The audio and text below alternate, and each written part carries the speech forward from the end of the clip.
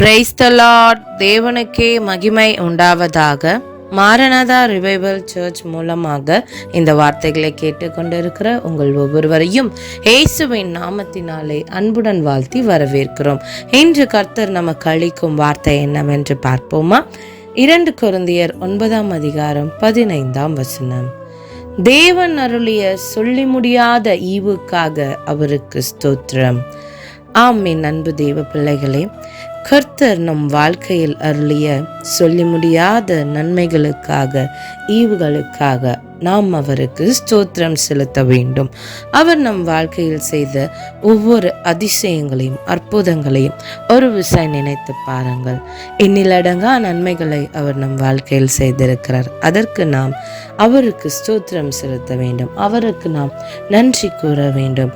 ஆராய்ந்து முடியாத பெரிய காரியங்களை செய்திருக்கிறார். எண்ணி முடியாத அதிசயங்களை அவர் செய்திருக்கிறார். இன்று நாம் ஜீவனோடு வாழ்வது கூட அவருடைய கிருபை. நாம் நிற்பதும் நிர்மூலமாகாமல் இருப்பதும் தேவனுடைய கிருபையாயிருக்கிறது. கோடி கோடி நன்றி சொன்னாலும் அது அவருக்கு ஈடாகுமா? ஏனென்றால் அப்படிப்பட்ட நன்மைகளை, எண்ணிலடங்காத நன்மைகளை, சொல்லி முடியாத நன்மைகளை அவர் நம் வாழ்க்கையில் செய்திருக்கிறார். நாம் சோர்ந்து போகும் பொழுது அவர் நம்மோடு இருந்து அவருடைய கிருபையினால் நம்மை தாங்கி இருந்திருக்கிறார். அந்த சோர்ந்துட்ட வேளையிலும் அவருடைய கிருபையை தந்து நம்மை விழுந்திடாமல் சுமந்து நம்மை பாதுகாத்து கொண்டிருக்கிறார்.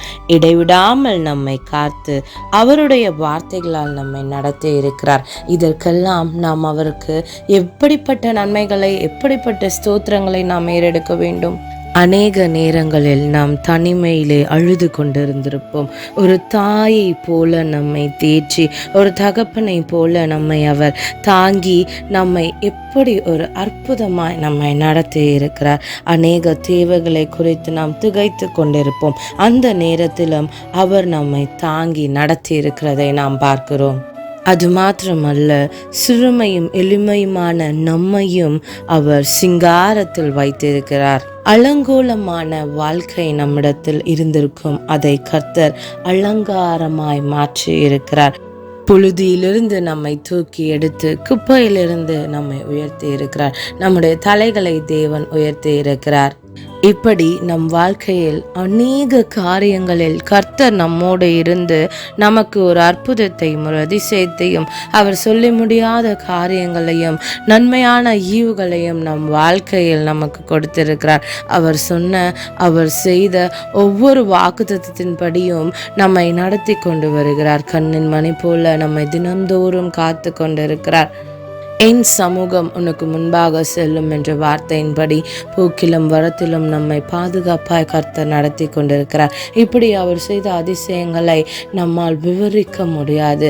எத்தனை கோடி மடங்கு அவருக்கு நன்றி சொன்னாலும் அவர் நம் வாழ்க்கையில் செய்த நன்மைக்கெல்லாம் அது ஈடாகாது என்று நாம் பார்க்கிறோம்.